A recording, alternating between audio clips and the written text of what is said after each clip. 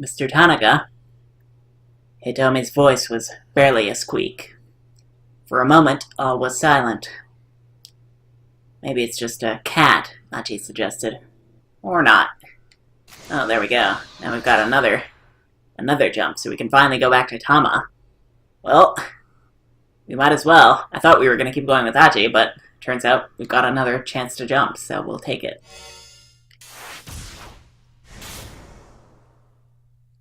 We've been waiting forever to get this keep out, so... The sales demo is over, and against all odds, I managed to get paid. Money clutched in one paw, I head to the knick-knack shop to finally buy that necklace I can't stop thinking about. Hello? Anyone here? I call out. There's no reply. Is the shopkeeper out? Ah, just a moment. Panting, the sales clerk comes scurrying into the shop behind me. Sorry about that. Just had to pop out for a sec. Woo, you would not believe what I just saw. He leans against a pillar, gasping audibly as he tries to catch his breath. Ah, you're here about that necklace. Do you still have it? Of course. Thank you so much. I have half the money here, and the rest is in my... Oh. I suddenly remember something very important. It's in her wallet or purse, but she can't get it because it's inside the costume. Oh no. The sales clerk gives me a curious look. What's the matter? My wallet, it's still in here. I pat the costume around the tummy. So why don't you just take that outfit off? Well, I mean, the zipper's kind of broken. I wouldn't be having all this trouble if I could just get out of this darn costume. Kind of broken. It's way more broken than that. The sales clerk points me to a full-body mirror. He's right. The zipper in the back is hanging open. Taking this thing off will be a cinch now. Oh, okay. Apparently it was just open this entire time. Oh, thank you. I give him a bow. I'm not sure you need to be thanking me, he says. No, I do. If you hadn't pointed that out, I might have let myself stay stuck in here forever. So really, thank you so much. I bow again and again.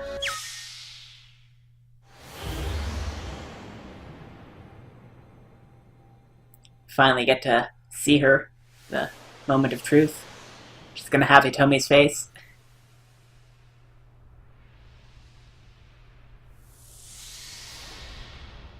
Yep. That's Maria.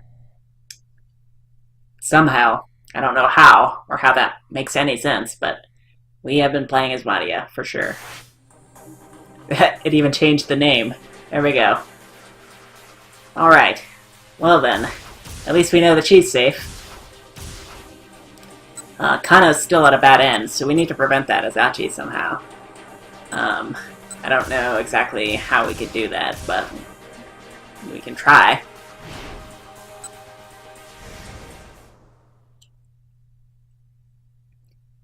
Alright.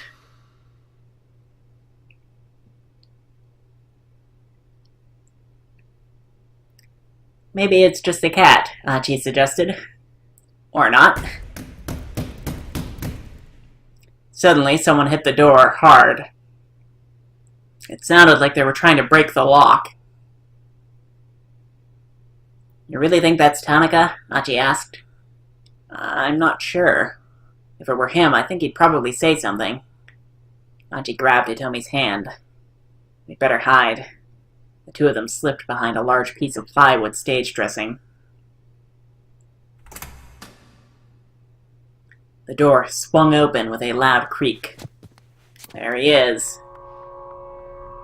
In stepped the man with the cane. What the heck? Achi whispered. What's he doing here? Gun drawn, the assassin prowled slowly around the storeroom. Achi and Hitomi crouched behind the plywood prop, trying not to make a sound. The man moved out of their line of sight. Achi gazed longingly at the door. Achi risked a peek around the corner of the plywood. He still couldn't see the man with the cane. The door was maybe 5 meters away. What should they do? Let's try waiting. I don't think it's gonna work, because he can probably pin down our exact location, but we can give it a shot. No, they needed to wait for a safer chance to escape. Achi heard the sound of a cell phone vibrating from behind a tall piece of plywood leaning by the door. Yeah, that's definitely Tateno. The assassin stepped out from behind it. Still hadn't spotted his quarry. I'm sure this is the place. His voice was low and confident. Uh-oh. Did he have friends? Still clutching his phone, the assassin wandered deeper into the storeroom. Achi and Itomi took the opportunity to slip out the door. They ran through the alleyways back toward the main road. Before they reached it, however, they suddenly found their path cut off by one of the foreigners who chased them earlier, the accomplice of the man with the pipe. Well, that's not good. He stood waiting for them, holding a knife in one hand. Out of the frying pan and into the fire. If they turned back, Achi knew the man with the cane might catch up with him, and he had a gun. Achi slipped off his sleeveless jacket and wrapped it around his left arm. He was going to have to use his left arm to guard against the knife while punching with his right hand. Ugh, that's not going to be a very optimal way of doing that, but I guess it's the only option. He clenched his fist and braced himself. And then, suddenly, he froze. Huh? A small, dark silhouette dropped from somewhere up above. Landing deftly, the newcomer lunged toward the man with the knife, closing the gap between them in the blink of an eye. Let me guess, it's gonna be Susumu. Ugh. The figure delivered a swift chop to the back of the man's neck. He dropped to the pavement like a dead man, finally giving Achi a clear view of the shadow behind him.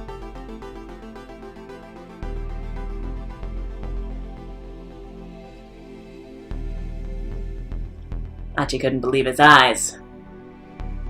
It was a small-statured young woman with Middle Eastern features. Oh, well that is not what I expected.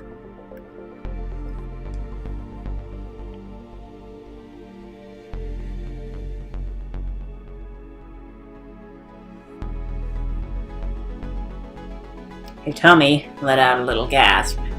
You know what, I actually think that, this person might actually be the person who sent Osawa those emails.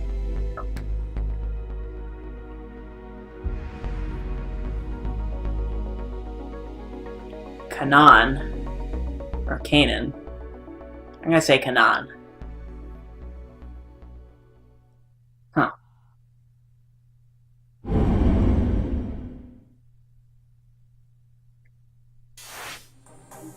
Well then, now we're stuck with this.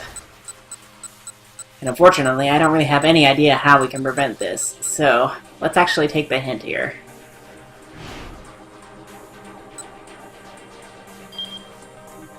So, while Kano performed admirably in recapturing Tariq El-Quran, ironically, his action actually disrupted the investigation.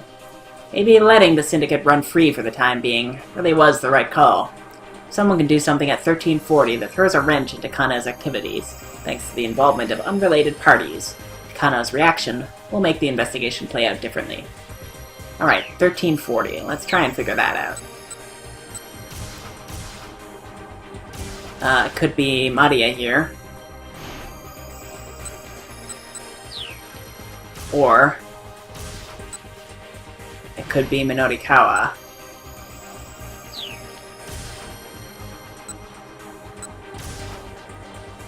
Could it be Achi? No.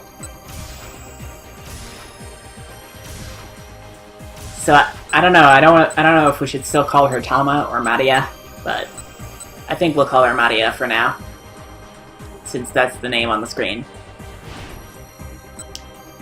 But we've tried both of these, so let's try Minorikawa's.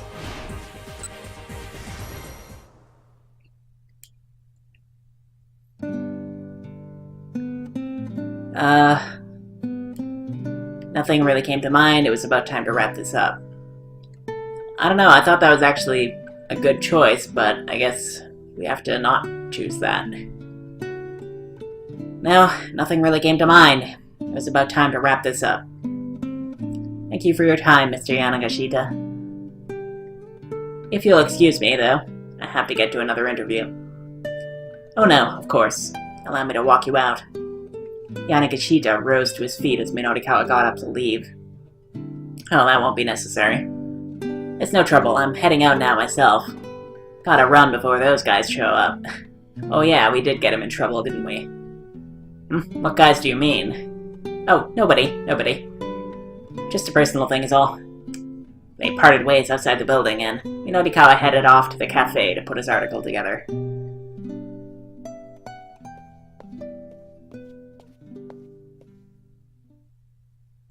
Oh, perfect timing. Minorikawa stopped short as a familiar voice called out to him. Okay, did that change anything? Yes it did. It didn't change anything in Minorikawa's route, but it changed something here. Maybe Yanagashita is going to do something that interrupts Kano. So, let's see if that plays out.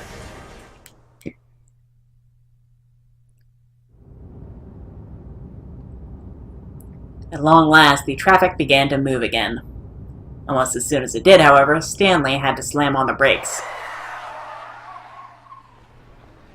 Oh, of course. A frantic-looking man had jumped out in front of the car. "Whoa, hey, what the hell are you doing?" Kano sputtered. The stranger plastered his face against the passenger side window. "Open up," he shouted. "Open the door." The guy showed every sign of total panic. "This is Junichi Yanagashita. Something happened just after he parted ways with Minorikawa, and now he's running this way, and in quite a panic at that." So we could jump to Minorikawa here, but there's no reason whatsoever. So. "Don't do it," Stanley warned. Kano hesitated. It wasn't like they could just drive off with this fellow clinging to the car. "Please, you gotta help me."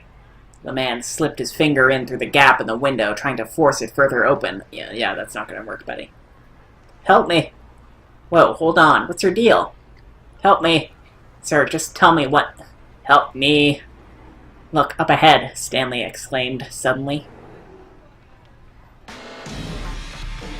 Kano whipped his head around. There, walking along the sidewalk ahead, was Al-Karawan, very much not in custody. What the hell? Kano tried to jump out of the car, but the frantic stranger had gotten his upper body wedged in the window, and the door wouldn't open. Stanley, his usual steely expression, replaced with a look of shock, exited on the driver's side and went after Al-Karawan himself.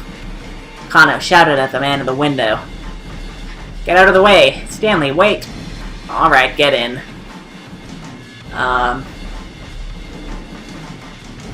What if we say Stanley, wait? "Stanley, wait!" Kano called out. It didn't appear that Stanley had heard him, though. Kano tried to shake free and get out through the driver's side, but the guy still clung on for dear life. "Seriously, knock it off!" Then, suddenly, the man was yanked back through the window from behind. A pair of rough-looking men had grabbed him by his lower body. "No, no!" he screamed. "I can't do 80 days hard labor." Somehow he was still managing to cling to the car door. Just give it up and let go already," snarled one of the assailants. The pair shifted their grip and pulled even harder. Kano heard the sound of tearing fabric as the two toughs tumbled backwards. Just like that, the crazed stranger was stripped down to his boxers. He let out a pathetic wail. "Oh man!" The two toughs burst into uproarious laughter at the sight. "Now's our chance," one of them managed to sputter. The pantsless man snatched up his ruined garment and bolted like a startled hare, to dart off incredibly quickly in the manner of a fleeing rabbit, Yanagashita runs a lot more like a rat than a rabbit, though. Still cackling madly, its two pursuers rushed after him. Kano was still staring dumbstruck at the spectacle when Stanley returned to the car.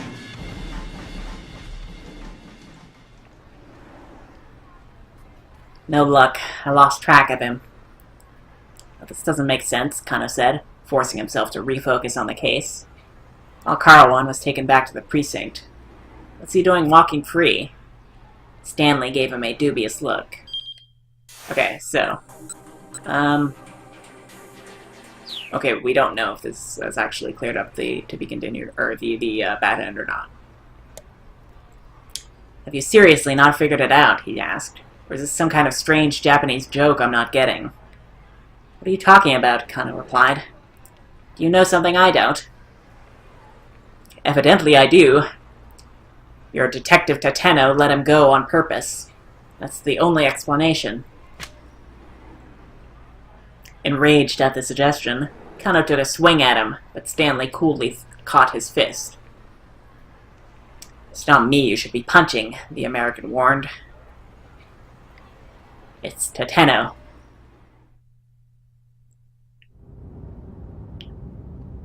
Abashed, Kano radioed up Kuze on the wireless. Sir, did Detective Tateno bring Tariq Al-Karawan into the precinct? It would appear that, Detective Tateno has gone rogue, Kuze replied with chagrin. Well then, that confirms that. What? Surely Kano had misheard.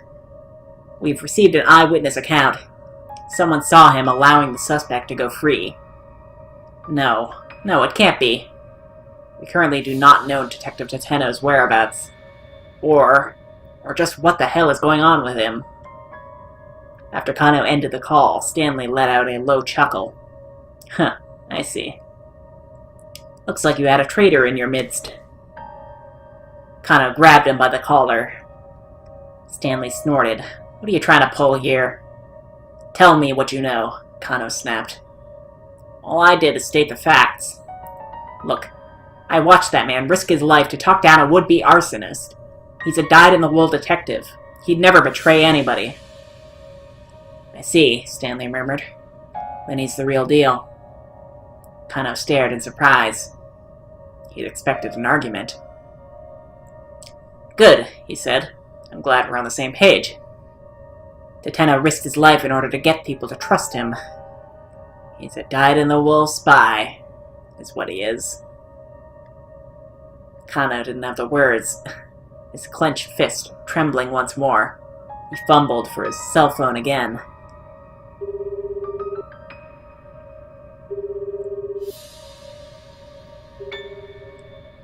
He dialed Tateno's number. The phone rang 5 times, but failed to connect. There has to be a reason for this, Kano muttered. Tateno must know something we don't. Really now, Stanley scoffed. What makes you so sure of that? Because Detective Tateno was sure this kidnapping wasn't about the ransom.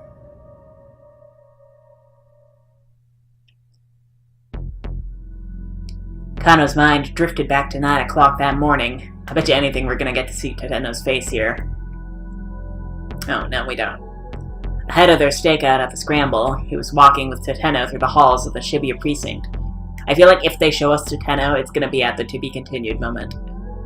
Right before the trailer for the next part of the game. We're gonna do a bang-up job out there, Detective Tateno, he chirped. He was maybe a bit too excited about getting to take part in such a major case. Tateno patted Kano on the back.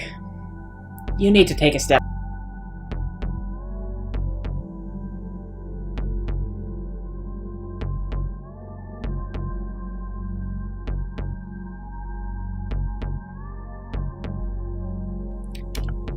You're not letting yourself see the forest for the trees.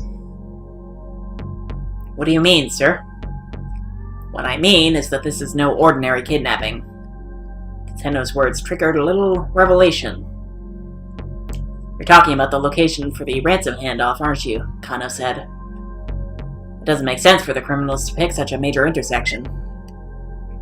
Warmer, Tateno replied. Kano frowned inwardly. He'd been so sure that was the answer. Have you thought about why they asked to have the sister make the handoff? Kano thought some more before answering. Because women are easier to deal with, he suggested. Colder. If that was the case, why not pick the mother? Now, what worries me is the fact that the Osawa girls are twins. They're having us send someone to the handoff who looks identical to the girl they kidnapped.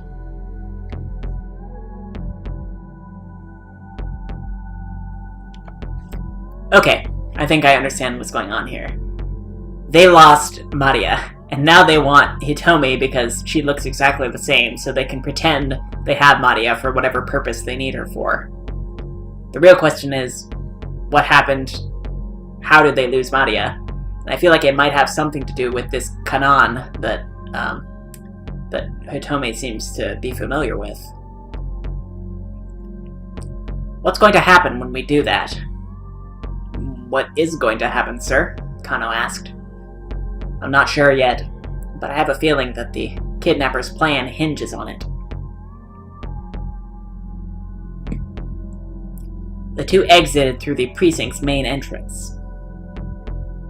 Up ahead, rows of buildings stood tall against a backdrop of a bright blue sky. Also, you can't see it anymore, but that little mascot there was actually, I think it's based off a real Japanese police mascot. You could actually probably Google Japanese police mascot and you'd see one that looked pretty similar to that one. But it doesn't look exactly like that. Tateno let out a quiet sigh. To think that so many terrible things are happening out there on such a beautiful day.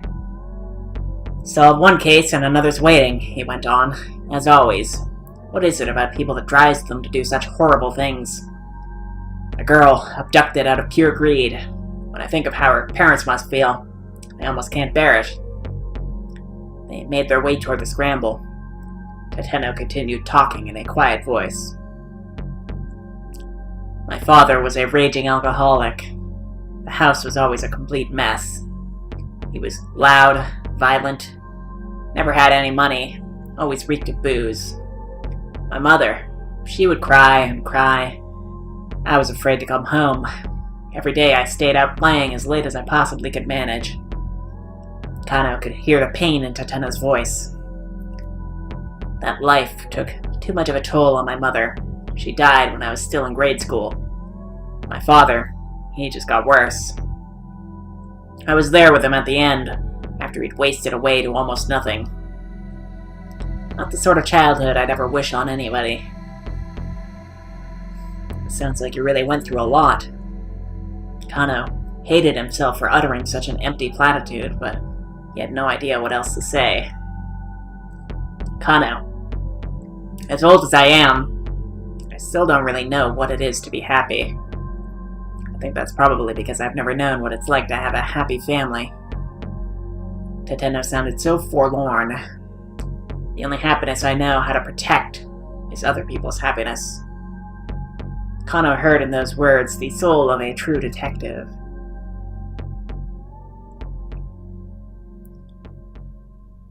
I just hope you're ready.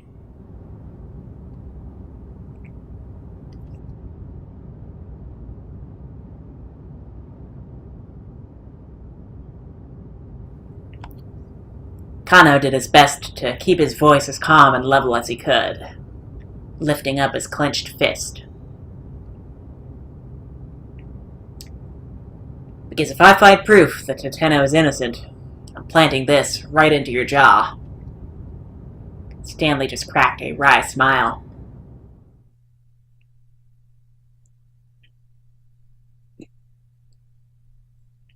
The traffic had finally diminished, and they rapidly drew close to their destination.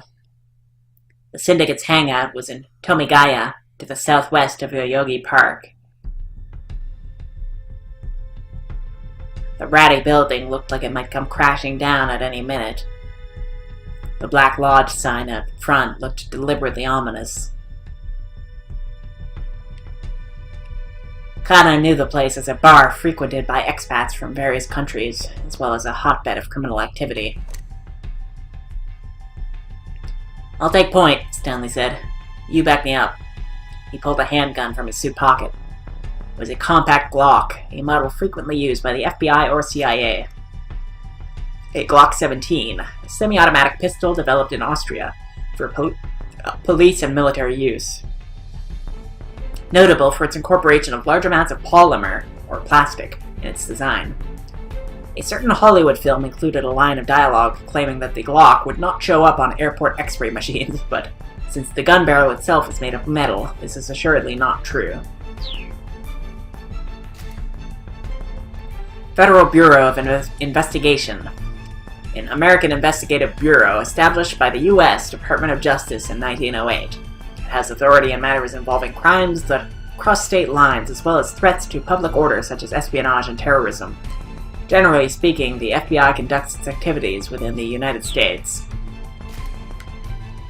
Then we've got the Central Intelligence Agency, one of the principal agencies of the U.S. intelligence community, reporting to the Director of National Intelligence.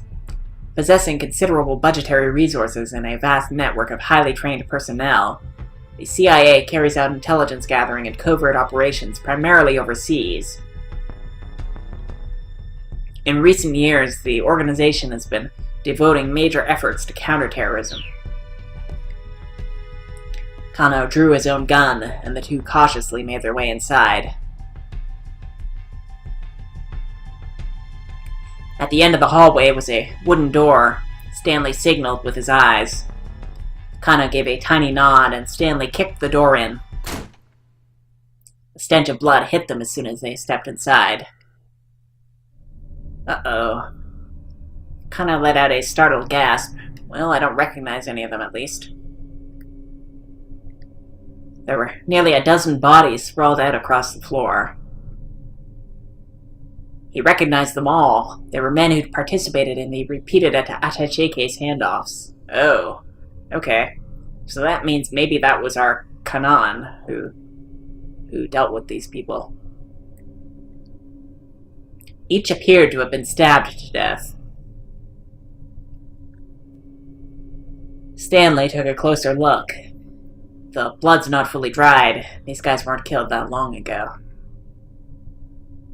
Kano quickly scanned the bar high and low, but there was no sign of a killer in hiding. There was no trace of Maria either. One of the fallen men let out a faint, disdained groan. "Hey," Kano called out, "stay with us." He hunched down beside the wounded man. Ugh. A brief gurgle rose from the man's throat. He was clearly struggling to say something, but his voice was too garbled, too indistinct for Kano to make out any coherent words.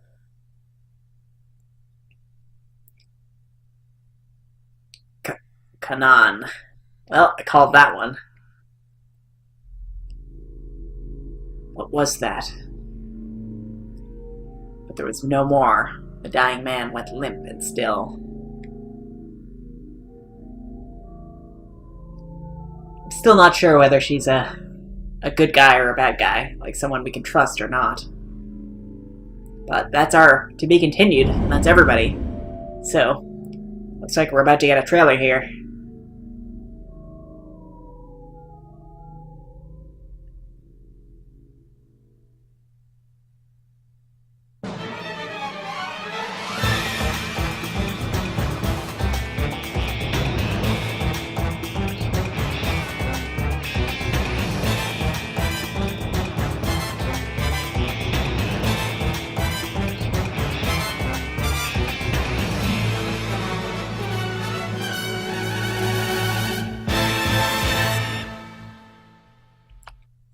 Alright, so we've got 1,400 hours to 1,500 hours now. Hey, and now we've got her.